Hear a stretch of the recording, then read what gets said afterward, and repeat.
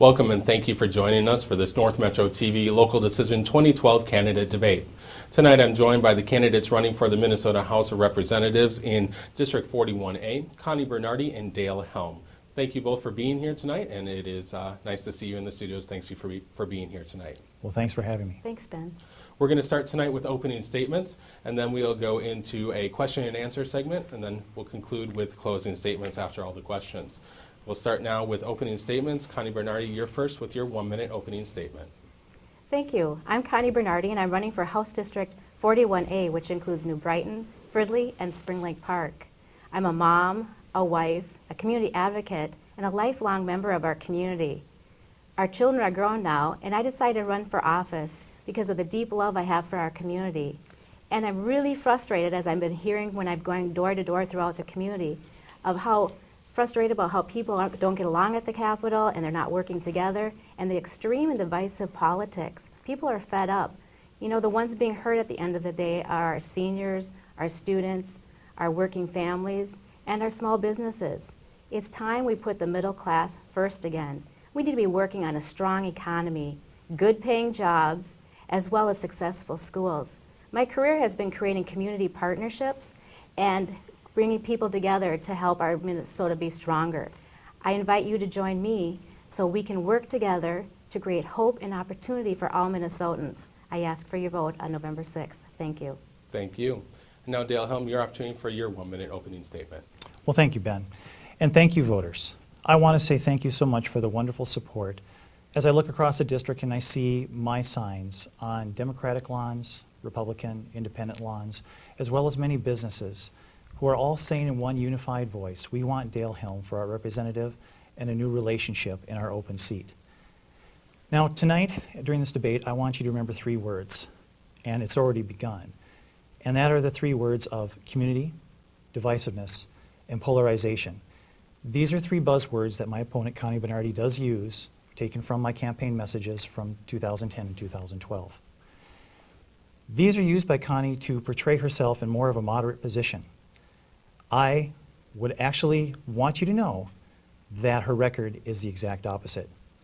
As a minority whip in the DFL, she was not only responsible for making sure that everyone was there to vote, but making sure how everyone voted. If you look at her record, you will see she was a DFL rubber stamp for their agenda. So when you hear these words, it is buyer beware. Thank you both for your opening statements. We'll move on now to our question and answer segment. During the question and answer segment, the candidates were given the topics before they came into the studio, but not the exact questions. The questions are all placed inside of our question jar. There are 19 in total. We'll get through a number of them tonight, and we'll start by drawing out whatever our first question is here. Dale, you'll be first on the first question here. What is one thing that you would like to change or enhance about Minnesota's K-12 education system? Well, for the K-12 education system, there's a number of things I'd like to see done. The first one is I want to make sure that we pay off our school shift. I'm sure my opponent, Connie Bernardy, would agree with me on that. I also would like to see a removal of using K through 12 school shifts as a budgeting tactic. In the last 20 years, we've had, 25 years, we've had 20 school budget shifts. I would like to see education funding stabilized, and I would also like to see us continue the proud tradition we have had of supporting our K through 12 education. These are the things that will help us in the future, and I think it's important for the voters to know that during this current legislature, they did increase by $430 million out of, well, they wanted to repay $430 million to the budget shift. Something that I think we need to begin, but something that we need to aggressively take care of. Thank you for your answer. Connie Bernardy, your opportunity now. What is one thing that you would like to change or enhance about Minnesota's K-12 education system? Well, I think a most important thing is we need to have a vision for Minnesota, and I believe that vision ought to be a world-class education system where we're competing with students from all over the world. And then the other thing is to start addressing some of the key issues that our schools are facing. Across Minnesota, it's declining enrollment, it's a lot of students living in poverty, and then there's a lot of students with special needs.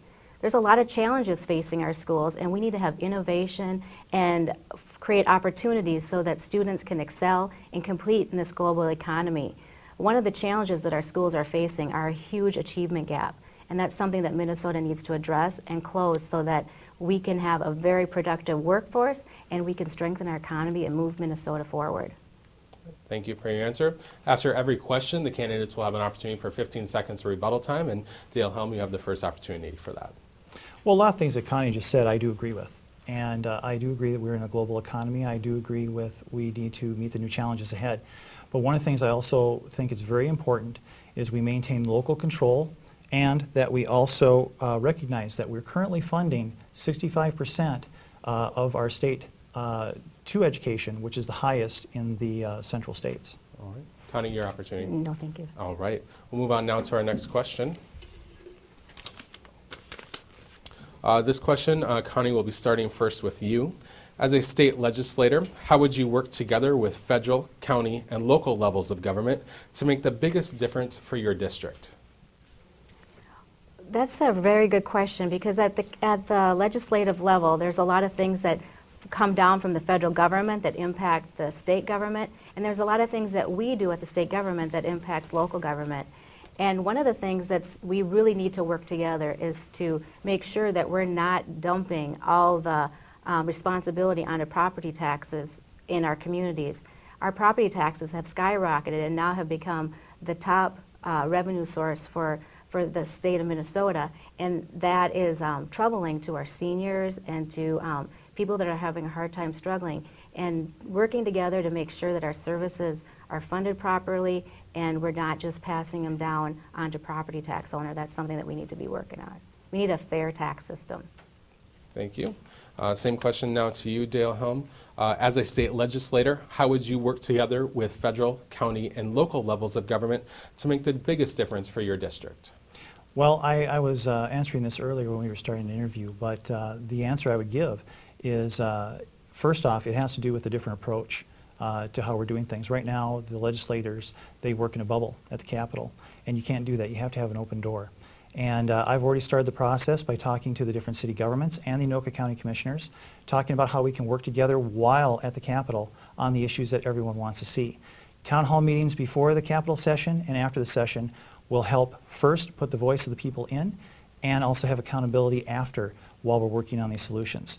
Now, referring to LGA specifically, I am a believer that LGA is something we need to be responsible on, and I also think that the way that we can do that is city governments working hand in hand with the state government so that the citizens know exactly how much LGA they're receiving and they are getting a responsible share. Thank you. Opportunity for rebuttal time now. Connie, will you be I'll first? pass. Dale. Basically, I think the important thing when we speak about LGA specifically is that the state legislature can be the most generous possible. And if the city government itself is not responsible in return, it could be considered a padding of the bill. So that's what I'm referring to. I'm just saying being responsible on both sides to make sure that we're taking care of our residents. All right. Move on to our next question now. Dale, you'll be first on this question.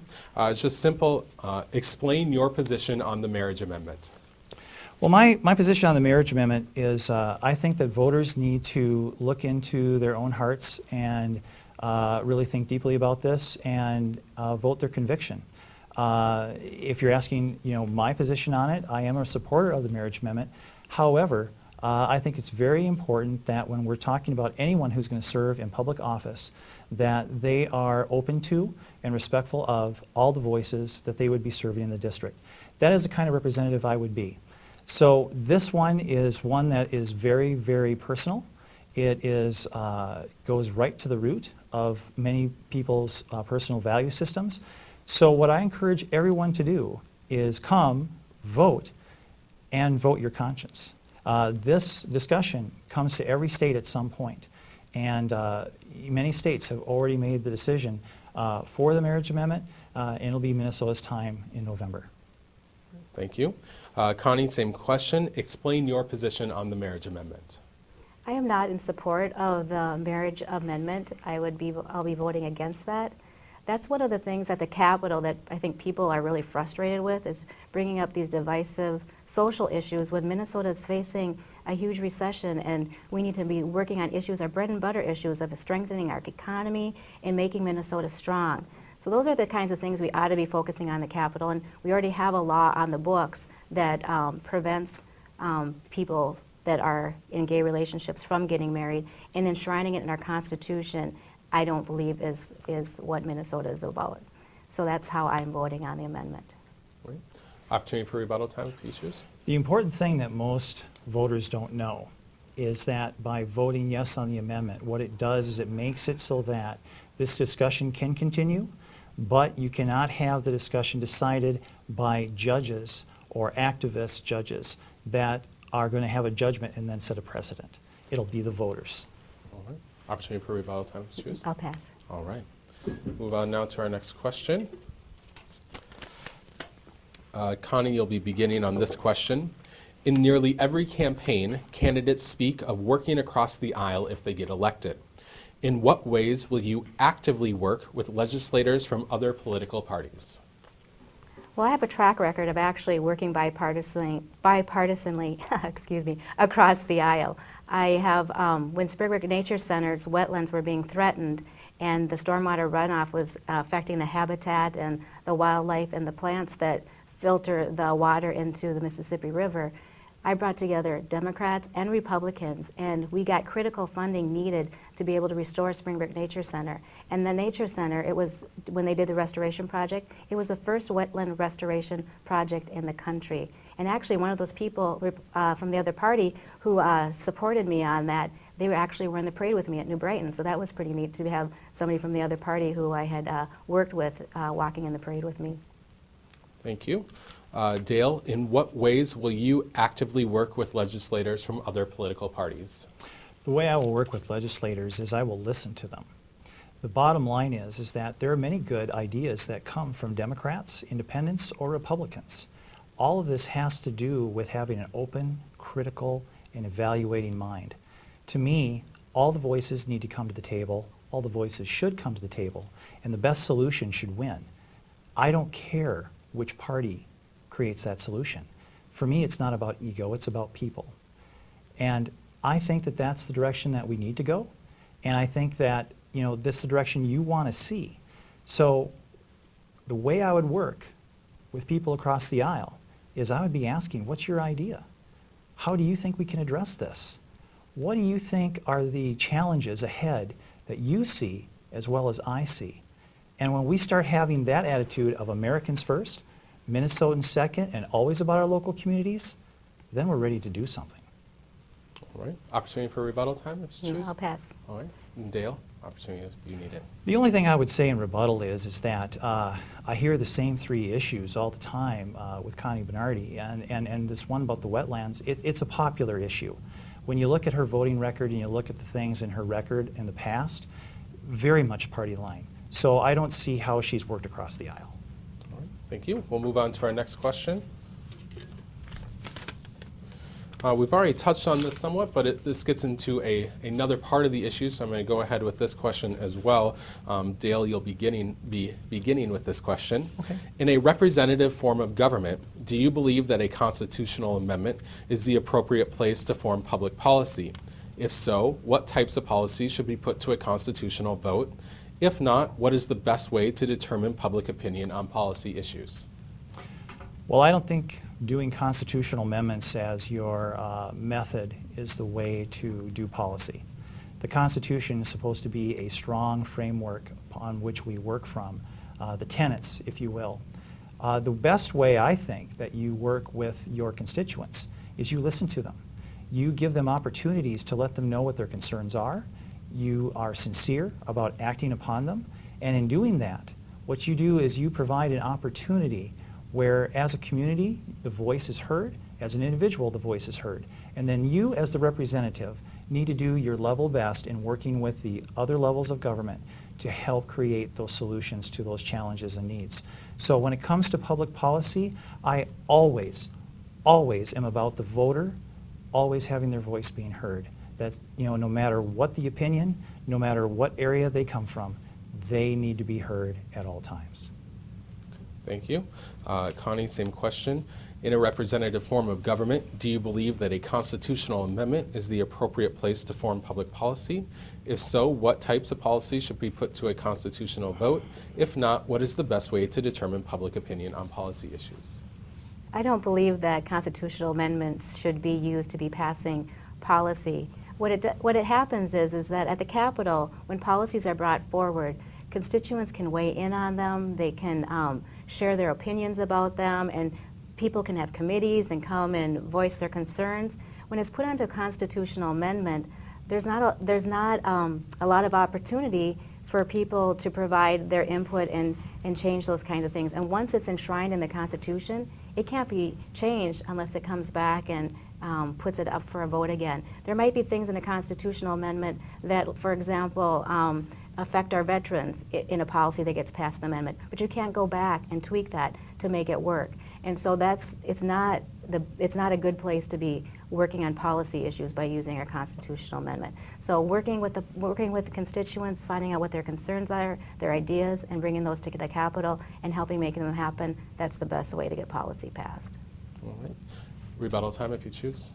The quick thing I would say is that she's right about the process at the Capitol. The problem is that process is very fast, it's very small, and it does not give an opportunity for a greater voice. That's why I think it's very important to have those venues so people can have that opportunity to voice their concerns directly. All right. Rebuttal time if you choose. I'll pass. All right. Move on to our next question. Connie, you'll be first on this question. It's kind of long, so stick with me on this one. Nearly half of the country, 23 states to be exact, has right-to-work laws in place. Some are by state statute, some are by constitutional amendment, and some have both. This debate heated up during the last legislative session and is likely to occur again in the future. Explain your stance on right-to-work laws and what you believe would be the most appropriate way to enact them, constitutionally or through state statute, if you believe in enacting them. Okay, first of all, I don't believe in enacting them. It's, I think a better way to describe it is an anti-middle class, anti-worker piece of policy that people have tried, proposed to putting in the Constitution. And actually, that's been proposed at the state capitol this last year and barely was defeated at the Capitol, so it did not get to become a constitutional amendment for voters to be able to vote on. We need to be uplifting workers in Minnesota. We have a state that has taken great pride in having workers being able to have a voice and being able to have the opportunity to have good paying jobs, being able to have weekends off, being able to have good hours, being able to have safe places to work. And part of that, a lot of that is being able to have workers being able to have a voice. And taking that away and not allowing them to organize would not be helping our workers. And in fact, states that have it make around $5,000 less per worker than states that don't have that. All right. Dale, same question now to you. I'm just going to read the final part of it. Sure. Explain your stance on right-to-work laws and what you believe would be the most appropriate way to enact them, constitutionally or through state statute, if you support enacting them. Well, first off, I have thought about this long and hard. In the past, I have been a member of a union. There are good unions and there are bad unions, and I do support right-to-work. And the reason I do is because right-to-work actually gives incentive for bad unions to be better and for good unions to remain good. If you have someone who is a non-union worker working next to someone who is a union worker, and that union is doing a great job for them through benefits, through safety in the workplace, and through health care, that worker is going to want to be a member of that union. What right-to-work does is it gives the employer a chance to look at other options and not have to deal with a monopoly. We know that monopolies in corporate America are bad. We have laws against them. But for some reason, some people don't look at the monopoly of labor. The other issue is that it releases the worker that is there and gives them an option. Should I be a union member? Should I not? It doesn't stop them from joining the union. Thank you. Opportunity for rebuttal time, Connie? Pass. And Dale? One of the things that I noticed in Connie's literature was unnecessary, unsafe, things like that, talking about right to work. The reality is the requirements for safety have to do with the employer, has nothing to do with right to work. The unnecessary part, again, refers back to the monopolies. So I would just say everyone needs to take a look at that a little deeper. Thank you. We're going to go ahead and ask our final question from me. for the evening. And I am going to pass on this one because it is another one dealing with constitutional amendments, which we have already discussed. All right, Dale, you are first on this question. Okay. With a projected deficit of over $1 billion in future state budget cycles, how will you specifically propose to fix Minnesota's ongoing budgetary problems? Well, first off, I'm kind of confused about the $1 billion deficit. I've heard about this before, but looking at the Minnesota Budget Office numbers, as well as the numbers that come out of the House, remember, voters, the legislature came in with a $6.2 billion deficit, came out with a $1.2 billion surplus. And the projected for the next biennium is actually close to $34 billion. That's not a shortfall. So I actually question that number. Now, if there is a need for a relook at the budgeting, I would look to things like perhaps the Met Council or other groups that are perhaps a bit high on the bureaucratic and overreaching end that have dollars that perhaps could be reallocated elsewhere. They would be a good source for looking at that. But my understanding from the numbers from the Minnesota Budget Office, as well as from the House of Representatives, we're looking at about $34 billion, which is actually going to be an increase in our revenue. Thank you. Connie, same question to you. With a projected deficit of over $1 billion in future state budget cycles, how will you specifically propose to fix Minnesota's ongoing budgetary problems? Well, one of the things we can't do is keep kicking the can down the road. We've been, the state legislature has been using borrowing from our students at over $2 billion to balance the budget. I don't call that a balanced budget. It's worse than $1 billion. We need to be making our economy strong, creating jobs, investing in the middle class, in our workers, and being able to compete globally so that we can get our economy moving fast. And then the other thing is we need to be investing in our schools so that we have a well-educated workforce so that we can strengthen our economy. And the borrowing from tobacco funds or ruining our AAA rating that happened to the legislature, those are not the ways to be balancing our budget. We need to be investing in Minnesota and making Minnesota strong. All right. Opportunity for rebuttal time, Dale? Sure. I agree that the K through 12 budget cycle is, by doing school shifts, is terrible. I'm not for that at all. But I would also, again, remind you that it's been used in the past before and needs to be removed as a tactic, period. I agree about investing. I also agree about working with small business to create jobs. Thank you. And I guess my time is up. It is. Connie, you have an opportunity now if you'd like. No, thank you, Pass. All right. Well, those are all the questions that we have time for me to propose to you. At this point, you have a chance to propose one question to your opponent. Connie, you have the first opportunity to ask a question of Dale. The question that I would ask of Dale is, he's endorsed by the Liberty Caucus, and they have a Liberty Pledge. I guess I'd like you to share with that what that means and how you will have your voices be heard when you're involved with that type of more of what's considered more of an extreme group at the Capitol. Wow. Well, what Connie's referring to is the Republican Liberty Caucus. And the Republican Liberty Caucus is a portion of the Republican Party which does talk about free trade and markets, and they are big on making sure that we are protecting the voice of the citizen.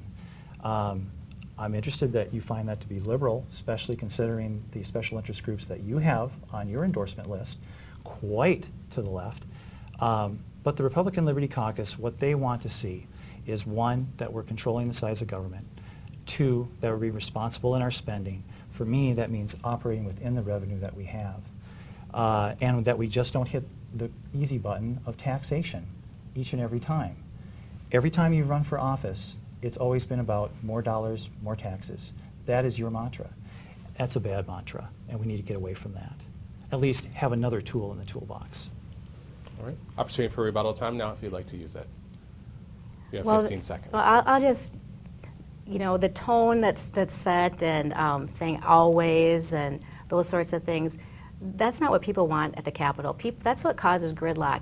People want an opportunity to work together, people to get along and to work together. I believe that's what people want at the Capitol. Thank you. Dale, now you have your opportunity to ask a question of Connie. Connie, my question surrounds your leaving office in 2006. On your website, you talk about how you retired and served your full term, and you did so to be a mom and raise your children. The problem with that is that's not the truth. You resigned in 2006, and you resigned to become a full-time lobbyist with Education Minnesota. And the issue that I have with that is that if I go to your website, I will read that very story, that you retired, served your full term, and then you left so that you could take care of your children, and that was your whole reason. Whereas if I go to the public Can you record, please go to your question that you have for Connie? my question is, how can our voters trust to know that if they elect you again, that you are not going to leave them for personal interest or gain as you did in 2006? And how are they going to expect you to tell the truth when clearly this is a spin from your website to what the public record has to say? Connie, you now have an opportunity to answer that question.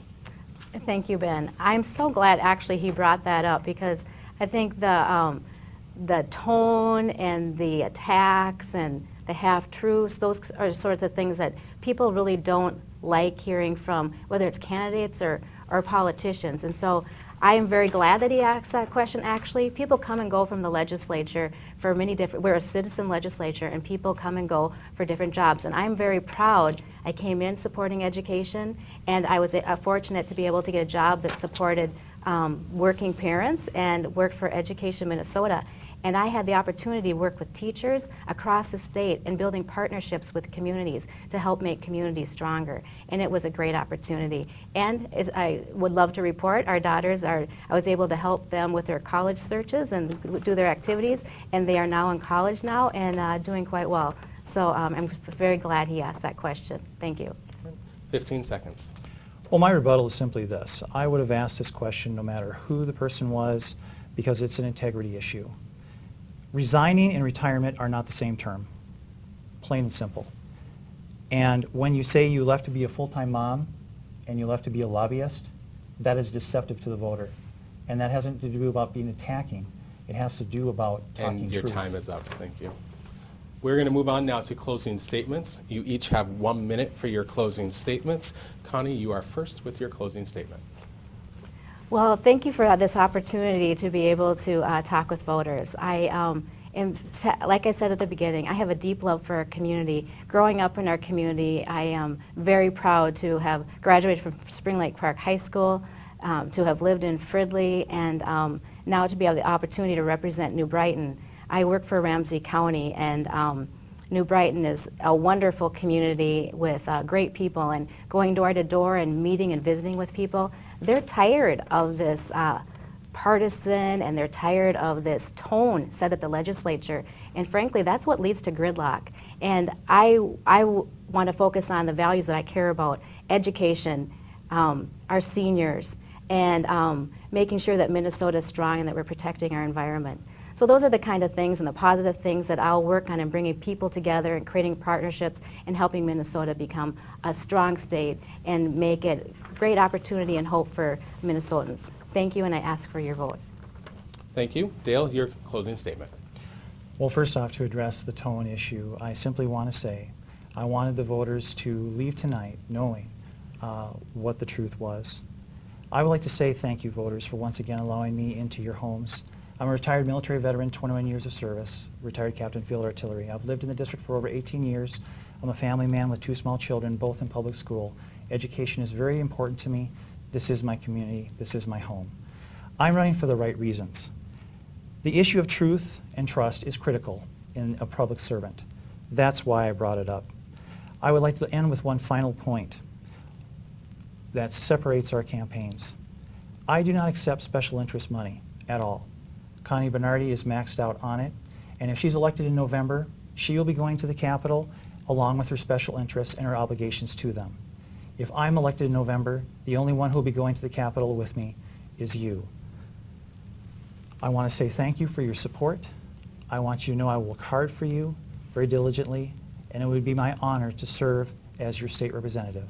Thank you, and I'm asking for your vote this November. Thank you. Thank you both for coming in tonight. Thank you for taking time out of your schedules to come in and answer the questions and to have the dialogue back and forth. Thank you for that. Thanks, Yeah. Dan. I want to thank all of you for watching this debate here on North Metro TV. Remember, you can always head to northmetrotv.com for any other local decision 2012 information that you need to find. If you missed a portion of this debate, you will be able to watch this debate in its entirety right there on northmetrotv.com. For the candidates, I've been your moderator, Ben Hayle, and thank you for